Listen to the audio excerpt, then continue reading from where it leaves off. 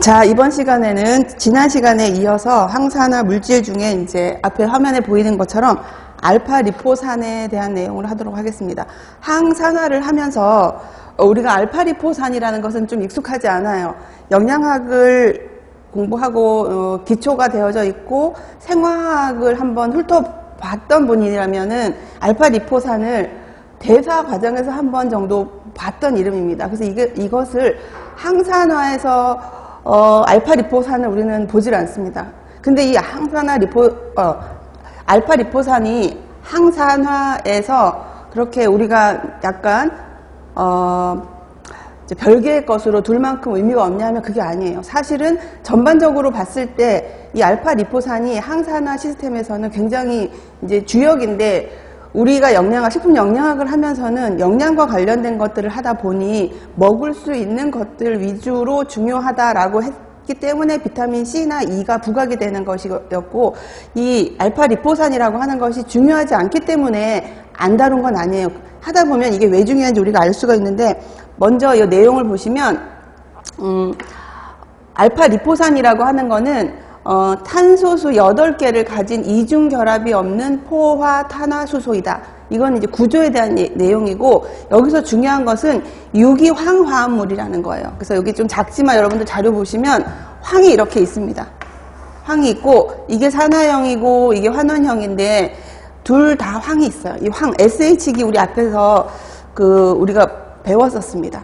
그래서 배웠었던 부분들에서 우리가 봤던 이제 기능기다 라는 것을 우리가 볼 수가 있고, 유기황화합물이고, 이게 하는 일은 크게 두 가지로 우리가 구분해서 볼 수가 있는데, 하나는 미토콘드리아 안에 있는 어떤 효소들에 대한 보조인자이고, 또 하나는 오늘 우리가 배우려고 하는 DHLA와 같이 환원형인 걸로 전환이 되어서 강력한 항산화제로 사용이 된다라는 두 가지 개념으로 볼 수가 있습니다. 그래서 여기서 하나씩 이제 보겠습니다. 먼저는 항산화하고는 관련이 없지만 우리가 잘 알고 있는 리포산이 생체 내 대사 어디에서 작용하는지를 보려고 해요. 그래서 방금 얘기했던 것처럼 조효소로서의 리포익 애시드는 어디서 사용이 되느냐라고 했을 적에 이게 잘 안 보이지만 구체적으로 볼 필요는 없고, 이게 뭔지 윤곽만 보고 여러분들이 보시면 돼요. 이건 알다시피 TCA 회로라고 해서 자료를 여러분들이 보시면 여기 글라이콜라이시스 해당 과정을 거쳐서 만들어진 피루부산이 TCA 회로로 들어가기 위해서 아세틸코에이로 바뀌어야 된다라고 하는 것이 있고, 또 아세틸코에이가 만들어지면 이게 이 안에서 옥살로아세트산과 결합이 되어서 시트르산이 되고 쭉 대사를 하면서 많은 에너지를 내죠. NADH, FADH 이걸 내면서 이 과정을 거쳐서 많은 에너지를 내는 것이 우리가 TCA 회로라고 얘기를 하고, 이걸 크랩스 회로라고도 하고 시트르산 회로라고 이렇게 여러 가지 말로 표현이 되고 있어요. 여기에서 이 리포익 애시드가, 우리가 이 대사를 지금 공부할 건 아니고 리포산이 어디에 관여하는지를 보시면 두 군데예요. 이 부분과 이 부분에서 이 리포산이 조효소로 작용합니다. 우리가 지금 생화학에서 에너지 대사를 하면 다 봐야 되겠지만 그럴 필요가 없고, 리포산이 관여하는 것만 잠깐 이제 곁가지로 나가서 보고 이제 오려 그러는 거예요. 그래서 여기서 보시면 어떤 걸 볼 수가 있냐면, 이건 여러분들이 가장 잘 아는 겁니다. 아까 설명했다시피 우리 몸은 포도당을 통해서 해당 과정을 거쳐 피루부산이 됩니다. 그래서 피루부산이 효소들의 작용에 의해서 아세틸코에이가 되는데, 이 과정에서 달라진 것이 뭔가 구조를 보시면 탄소수가 3개에서 2개로 바뀌었고, 코에이라는 것이 이렇게 붙었어요. 여기는 없었는데 붙으면서 이름에 아세틸코에이라고 하는 이름이 붙었습니다. 그래서 이렇게 바뀌는 과정에서 리포산이 관여를 하는구나. 그래서 조금 구체적으로 우리가 다시 본다면, 또 한 군데 있다 그랬죠. 알파 케토글루탐산 탈수소 효소인데, 이거는 석시닐 코에이가 되는 과정에 여기서도 동일하게 보시면 탄소수가 여기서는 하나, 둘, 셋, 넷, 5개였다가 여기서는 하나, 둘, 셋, 넷, 하나가 빠지고 코에이가 이렇게 붙는 건 동일한 변화였어요. 동일한 대사인데 물질만 좀 다르죠. 요 두 군데에서 리포산이 관여한다라는 거예요. 그래서 어떻게 되는지를 보시면, 처음에 있었던 피루부산이 아세틸코에이가 되는 과정만 좀 설명을 하고 뒤에는 동일하기 때문에 참고하시면 돼요. 피루부산과 아세틸코에이를 얘기를 할 때 뭐가 달라졌냐고 얘기했냐면, 탄소수가 3개였다가 2개가 됐고 코에이가 붙었다는 거죠. 그러니까 크게 보자면 두 단계인 거예요. 하나는 CO2를 하나 떼내야 되고 탄소를, 하나는 코에이를 붙여야 되는 그 과정이 있는데 이 효소를 우리가 세 개가 한 팀이 되어져 있어요. 여기서 쓰여지는 효소가. 그래서 피루빅 디하이드로게나제 컴플렉스라고 얘기를 합니다. 복합체라고 얘기를 하는데 세 개의 효소가 이렇게 손을 잡고 한꺼번에 이 일을 하려고 해요. 그래서 첫 번째 효소가 하는 일이 뭐냐면 피루부산으로부터 CO2를 떼내고 2개짜리를 만든 다음에 거기에 TPP가 이렇게 결합이 돼요. TPP가 뭐냐면 비타민 B1의 조효소죠. 그 조효소가 붙으면서 CO2가 떨어진다는 거예요. 그래서 이 비타민 B1은 탈수소 효소의 조효소다 이렇게 얘기합니다. 수소를 탈탄산 효소의 조효소다라고 얘기를 합니다. 그래서 탈탄산이 되면서 여기에 해당이 되는 것이 이제 그 탄소를 떨어뜨리고 자기가 붙죠. 근데 우리는 결국 이렇게 할 적에 TPP가 붙지 않은 상태로 가야 되기 때문에 TPP를 떨어뜨려야 돼요. 그때 관여하는 것이 요 뾰족뾰족하게 되어져 있는 이것이 리포산이에요. 리포산 끝에 황이 이렇게 붙어 있었죠. 이게 이렇게 돌면서 TPP가 결합되어져 있는 탄소수 2개짜리 물질이랑 반응을 하면서 자기가 구조가 이렇게 바뀌는 거죠. S에 황이 붙고 여기에 요 기가 붙으면서 TPP는 떨어져 나가요. 요렇게 되고 그 다음 단계에서 코에이가 붙으면서 결국은 아세틸 코에이가 되는 이 두 번째 단계에서 리포익 애시드가 필요합니다. 그래서 여러분들이 영양사 시험을 칠 적에 우리가 중요하게 생각했던 것 중에 하나가 피루부산에서 아세틸 코에이로 넘어갈 때 관여하는 조효소가 6개가 있다. 무기질까지 포함해서 그게 뭘까요? 라고 하는 문제가 늘 나왔어요. 거기에서 해당이 되는 것 중에 하나가 리포산이었고 하나는 TPP였고 하나는 FAD, 하나는 NADH, 그 다음에 코에이가 있고 리포산이 이렇게 있는 거예요. 그 6개를 우리가 볼 수가 있는데 마그네슘은 여기에 표현이 되어져 있지 않지만 여기에서 관여하는 걸로 되어 있습니다. 보조인자로. 그래서 리포산이 이렇게 조효소로서 작용하는구나 라는 걸 우리가 봤고 그 다음에 이제 오늘 하는 것의 주제가 되는 것이 바로 항산화제로서의 리포산이에요. 이 리포산은 우리가 앞에서 쭉 나왔던 것들과 비교를 해보면 걔네들은 얘는 지용성에서 작용해, 얘는 수용성에서 작용해 이렇게 얘기를 했다면 리포산은 수용성과 지용성 어느 환경에서도 최선의 효과를 가지고 세포 질, 세포막 두 군데서도 다 관여를 한다. 그리고 그 이유는 이 고리가 이렇게 있는데 황을 포함하고 있는 고리가 쉽게 환원이 될 수가 있다라는 거죠. 이렇게 넘어올 적에 수소를 해서. 그 힘으로 인해서 이 환원형이 되어서 요것이 또 이제 다시 환원형으로 환원형이었던 것이 산화가 되고 산화형이 환원이 되는 이 과정을 통해서 그 이제 항산화를 하는데 문제는 얘네 둘 다가 다 항산화 작용이 있어요. 어떤 형태이든지 간에. 그래서 이걸 참고하시면 되고 항산화제로서의 리포익 애시드가 하는 일은 첫 번째가 하이드록시 라디칼입니다. 하이드록시 라디칼을 우리가 배웠다시피 가장 강력하고 그다음 우리 몸에서는 얘를 제거할 수 있는 효소가 별도로 없다라고 얘기를 했어요. 근데 그것을 리포산이 항산화 역할을 해서 얘를 무독화시킬 수가 있고 또 하나는 HOCl이라고 하는 것이 차염소산이었죠. 차염소산 여러분들 잘 기억해 보면 차염소산에다가 H2O2 과산화수소가 반응을 해서 제일 처음에 염소와 SO2 그러니까는 슈퍼옥사이드 라디칼과 반응을 해서 만들어지고 H2O2와 차염소산 반응이 결합을 하게 되면은 만들어지는 것이 슈퍼옥사이드 라디칼이에요. 요건 뒤에 한번 보시면 됩니다. 그래서 슈퍼옥사이드 라디칼을 만드는 과정에서 이 차염소산이 필요한 거예요. 그래서 이것을 소고시켜 준다는 것은 그 다음 단계에 해당하는 슈퍼옥사이드 라디칼이 만들어지지 않는 거죠. 자, 다시 정리를 하면 이것을 소고함으로써 우리는 슈퍼옥사이드 라디칼을 만들지 않게 된다라고 보시면 되고 단백질의 카르보닐기 우리가 제일 첫 시간에 다양한 기들을 할 적에 이것처럼 알데하이드 기하고 케톤기가 있는 이것을 우리가 카르보닐기라 그랬는데 이 형태가 단백질에 붙어 있으면서 기능기로서 작용을 해요. 그래서 이것은 만들어지지 않는 것이 좋은데 리포산이 그것을 억제해 줄 수 있다라는 거죠.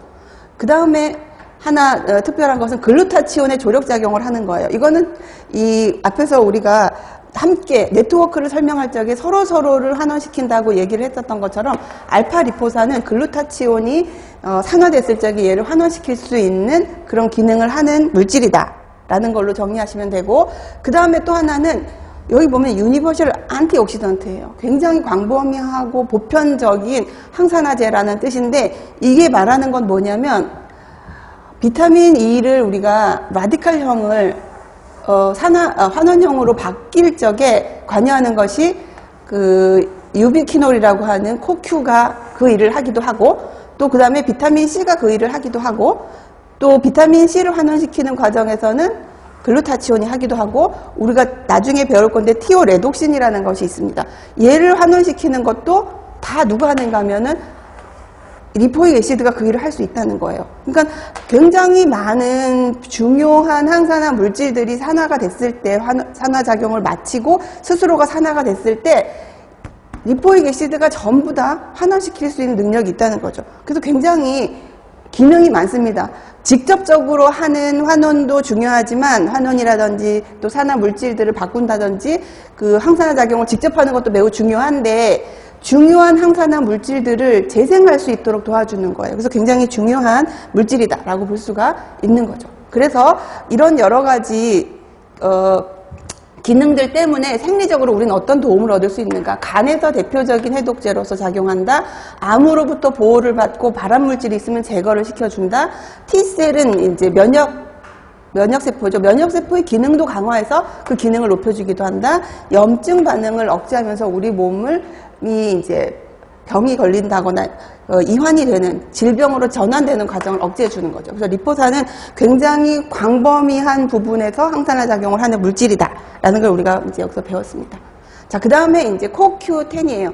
코엔자임 Q10이라고 하는 건 여러분들 어디서 많이 보냐면 화장품, 무슨 기능성 화장품 보면 코엔자임 Q10이 들어있습니다. 그래서 항산화 기능이 높습니다. 그래서 가격이 2배 이상 높고 그런데 나오는데, 이 코큐라는 이름을 풀어서 본다면 퀴논 구조, 퀴논 구조가 이렇게 되어 있어요. 육각형에 이런 것들이 붙어 있는 걸 퀴논 구조라고 하는데, 여기에 어떤 기능기들이 10번이 반복적으로 나타난다라는 것이 이 이름 속에 숨어 있는 뜻이에요.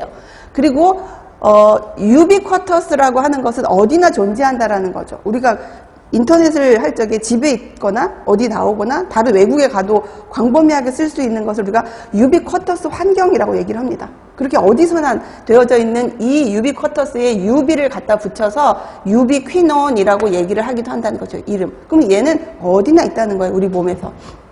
그리고 이것이 환원형으로 바뀐 것을 우리가 유비퀴놀이라고 해서 얘가 사실은 항산화 역할을 하는 물질입니다. 이 부분이 달라졌어요. 그렇죠? 이중결합이 떨어지고 이제 수소가 붙는 환원형이 되었다라는 걸로 보면 돼요. 두 가지가 있다라고 보시고, 유비퀴놀이 하는 것은 지단백이라고 하는 단백질이 있습니다. 우리 몸에서 지질을 이동시키는 이동체인데 거기에도 일부 존재하고, 또 중요한 거는 앞에서 우리가 리포익 애시드를 할 때 유비퀴놀이 비타민 E를 환원시키는 그림을 잠깐 봤죠. 그거에 해당하는 그림입니다. 그래서 비타민 E가 지질 과산화 라디칼을 종결시키기도 하고, 예, 맞죠. 비타민 E는 지질 과산화 라디칼을 만났을 때 스스로가 라디칼이 되면서 종결을 시켜서 또 다른 지질이 산화되는 것을 막아주는 역할을 해요. 근데 유비퀴놀은 이 비타민 E가 작용하기 전에 이 퍼옥시 라디칼과 먼저 작용을 하면서 종결시켜버리는 거죠. 과산화 지질을 만들면서 이렇게 종결을 시켜요. 라디칼을 없애면서. 그리고 이렇게 만들어져서 되어져 있던 유비퀴논이 유비퀴놀로 되면서 요건 요 밑에 이야기고, 또 하나 작용은 유비퀴놀이라고 하는 것은 비타민 E가 환원작용, 그러니까는 항산화 작용을 하고 라디칼로 바뀐 것을 다시 재생시켜 줄 수도 있습니다. 그래서 이 부분이 앞에 봤었던 재생, 직접적으로 비타민 C를 거치지 않고 유비퀴놀만으로도 비타민 E는 재생을 할 수가 있다라는 거고, 그러면 이렇게 만들어진 유비퀴놀의 라디칼 형태는 어떻게 되느냐, 우리가 아는 얘기가 나옵니다. 유비퀴놀은 지질 과산화를 종결시키기 위해 수소를 공급해주는 강력한 항산화제입니다. 그래서 얘네들을 다 이렇게 무독화시켜주고 환원시켰죠.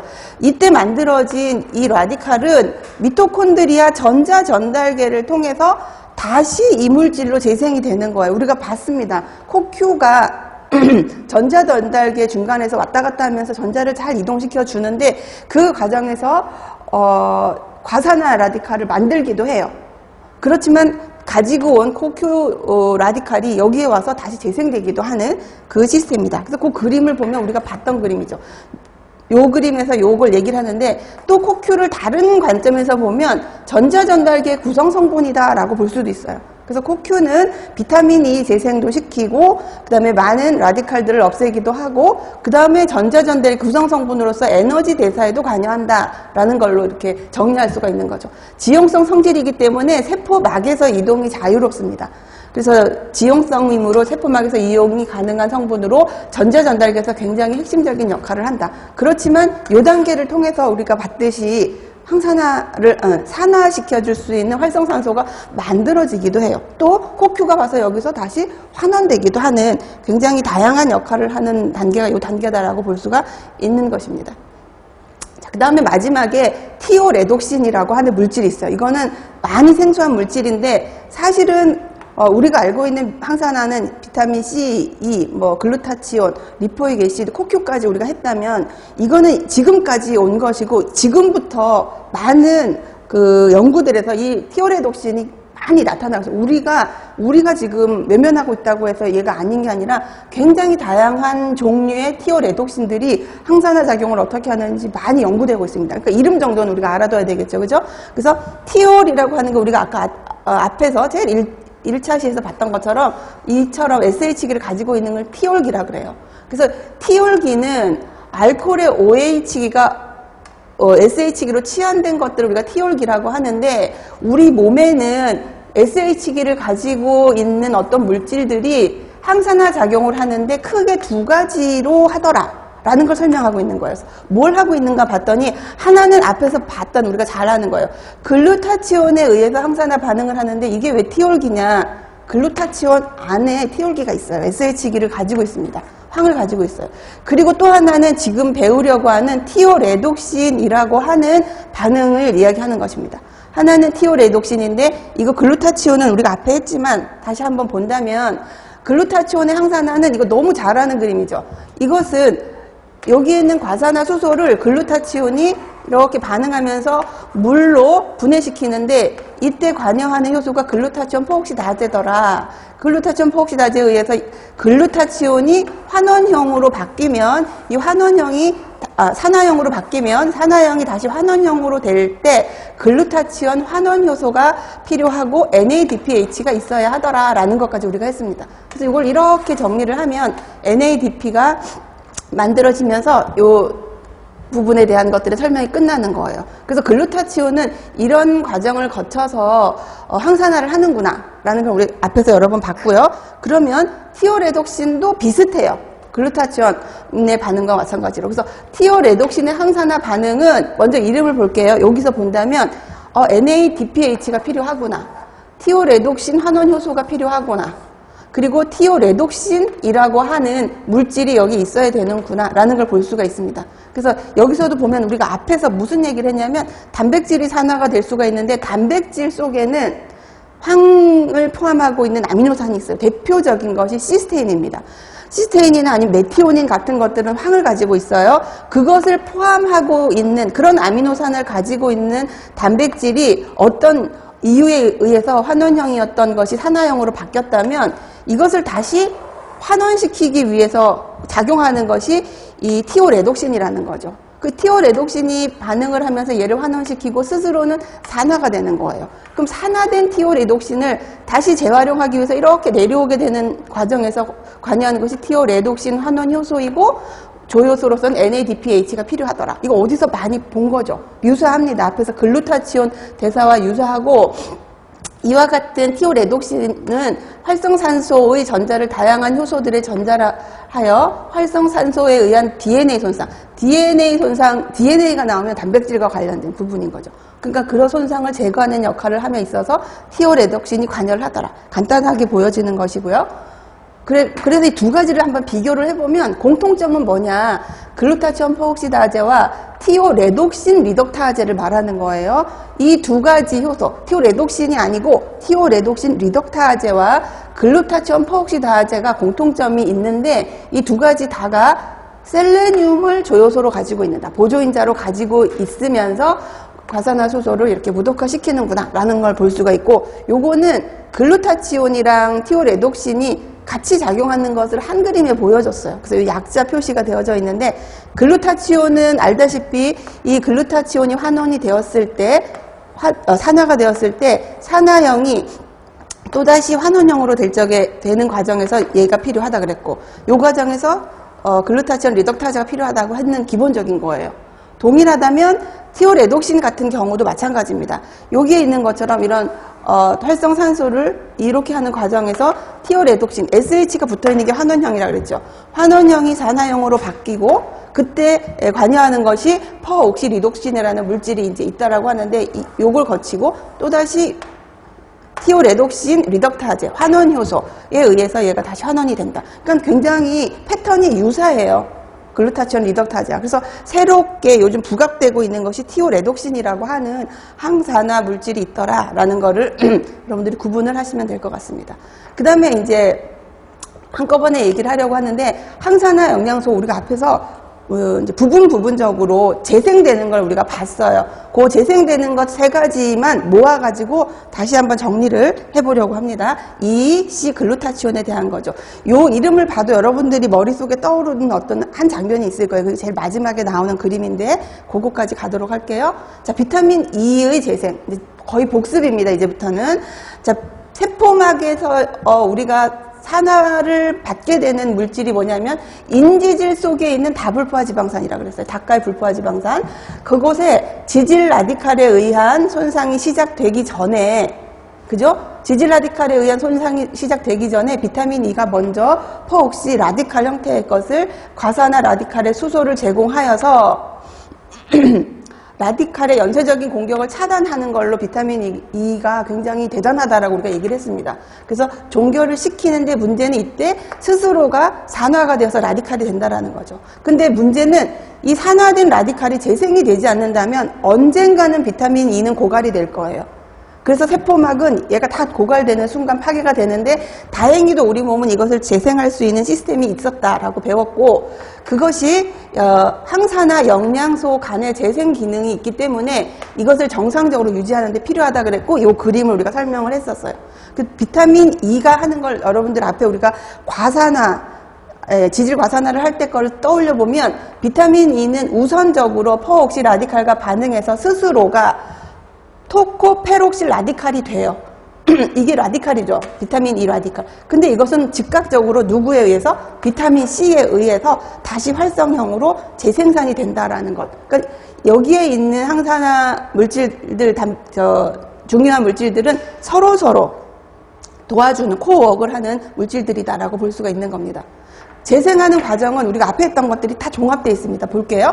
가장 기초적인 것은 이제 A라고 하는 건 비타민 C를 말해요. 왜냐하면 아스코르빅 애시드이기 때문에.